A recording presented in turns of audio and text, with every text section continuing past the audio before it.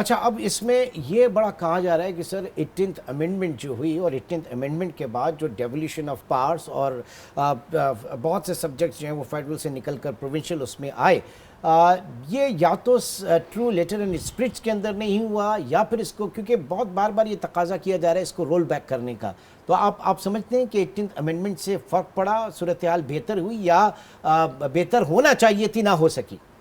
मेरा अपने ख्याल है कि देखें, इसकी इम्प्लीमेंटेशन को या उससे जो तवक्कुआत वाबस्ता थी बेहतरी की, उसको तो डिबेट किया जा सकता है, लेकिन इस बात को बिल्कुल भी हमें नहीं कहना चाहिए कि डिवोल्यूशन अगर ठीक तरीके से नहीं चल रही फ्रॉम फेडरल टू प्रोविंशियल तो उसका मज़ीद डेवोल्यूशन होना चाहिए। मैं तो इस फेवर में हूँ कि थर्ड ईयर की तरफ जाना चाहिए, लोकल गवर्नमेंट्स की तरफ जाना चाहिए और फेडरल गवर्नमेंट अपने सब्जेक्ट्स के ऊपर फोकस करे और उसको जो काफ़ी सब्जेक्ट्स उन्होंने अब तक अपने पास रखे हुए हैं, जो उसको जैसे अभी बात कर रहे थे वो डेवलपमेंट प्लान्स की, कि बहुत सारी डेवलपमेंट का काम जो प्रोविंसेस का है, जो लोकल गवर्नमेंट्स का है, वो भी रिफ्लेक्ट होता है पीएसडीपी में।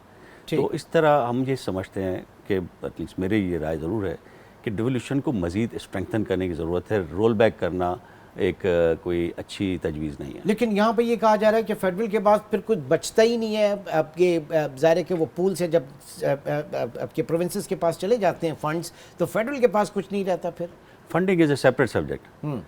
देखिए ना, एक तो बात हो गई कि आप डेवोल्यूशन ऑफ पावर्स किया, तो इसी बिहाफ पे तो सारी चीज़ें हैं, लेकिन फंडिंग के उस पे देखिए ना, फंडिंग अगर अब आप ये देखें कि अगर हम जिन सब्जेक्ट्स को हम डिवॉल्व कर चुके हैं प्रोविंसेस में, अगर उसका कुछ ना कुछ हिस्सा अगर फेडरल गवर्नमेंट भी करने की कोशिश करती रहेगी तो उसके ऊपर ये अननेसेसरी एक्सपेंडिचर वो अपने पास कर रही है। तो मेरा ख्याल है फेडरल गवर्नमेंट को अपनी साइज़ को भी देखना चाहिए और एट द सेम टाइम जो आपकी डिस्ट्रीब्यूशन ऑफ फंड्स है, जिसको एनएफसी कहा जाता है, एनएफसी में चीज़ें डील की जा सकती हैं कि अगर कहीं पे प्रॉब्लम्स आई हैं फेडरल गवर्नमेंट को तो एनएफसी में डील किया जा सकता है। उसको मेरा ख्याल 18th अमेंडमेंट और वो एनएफसी से फिर ट्रांजिशन हो आपके प्रोविंशियल फाइनेंस कमीशन वहाँ पर जाए उसी तरीके से, ताकि थर्ड ईयर को मिलता है। यही होगा, क्योंकि अगर जब आप बात करते हैं ना जैसे एजुकेशन की, हेल्थ की, तो उनकी उसी तरफ आ रहा था सर, मैं उसी तरफ आ रहा था कि हेल्थ, एजुकेशन, ये दोनों चीज़ें, मतलब हमने नहीं देखा कि कोई बहुत बड़ा फ़र्क पड़ा हो, या एजुकेशन के हवाले से प्रोविंशियल जो एजुकेशन है उसमें कोई बहुत बड़ा फ़र्क पड़ा हो। हेल्थ और एजुकेशन इनको हमने अगर प्रोविंस को दिया है पिछले देखें, मैं ये समझता हूँ कि एलोकेशंस फिर भी बुरी नहीं है। अगर आप पर स्टूडेंट खर्चा देखें तो प्रोविंशियल गवर्नमेंट्स का उनसे कई ज़्यादा है जो कि प्राइवेट स्कूल्स करते हैं, लेकिन बात यह है कि उस सारे एक्सपेंडिचर को, उस सारे एलोकेशन को सही तरीके से इस्तेमाल करना, क्वालिटी एजुकेशन मिलनी। हमारा प्रॉब्लम यह है कि हमारे जो एजुकेशन का सिस्टम है, वो इदारे हैं, वो बेरोज़गारों को नौकरी देने वाले इदारे बन चुके हैं। वो तालीम वहाँ से नहीं मिल रही लोगों को। ये मैं बहुत ही एक फ्रैंक बात कर रहा हूँ।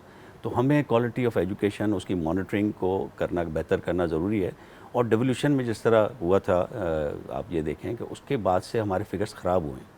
जब हमने सेंट्रलाइज़ किया 2008-9 में, तो वो जो इशारे पहले बेहतर थे एजुकेशन आफ्टर 18th अमेंडमेंट, नहीं 18th अमेंडमेंट का उससे ताल्लुक नहीं है, फिर उसका ताल्लुक है जब हमने जो हमने डिवोल्यूशन की थी लोकल गवर्नमेंट्स को, वो वापस ली। ठीक है, उससे फिर इशारे खराब हुए। got it. तो it is not 18th amendment, it was recentralization of some of this subjects which were earlier devolve to the districts. तो उससे ये हुआ कि वो जो दोबारा जो पहले ज़िलों में काम होता था, उससे कुछ ना कुछ, जिसको कहना चाहिए, मॉनिटरिंग बेहतर थी, और उसकी वजह से आपको तालीम के इशारे, सेहत के इशारे बेहतर थे। अब अगर आप वो देख लें तो उसमें ख़राबी आई है, उसमें डिक्लाइन आया। तो हमें ज़्यादा डेवोल्यूशन की ज़रूरत है, रोल बैक करना। ठीक है, इसीलिए मिसाल के तौर पे अगर और उसकी वजह से जो मॉनिटरिंग बेहतर होनी चाहिए, सर्विस की क्वालिटी बेहतर होनी चाहिए, आपकी एलोकेशन भी मैं समझता हूँ मुनासिब है अगर उसकी सही तरीके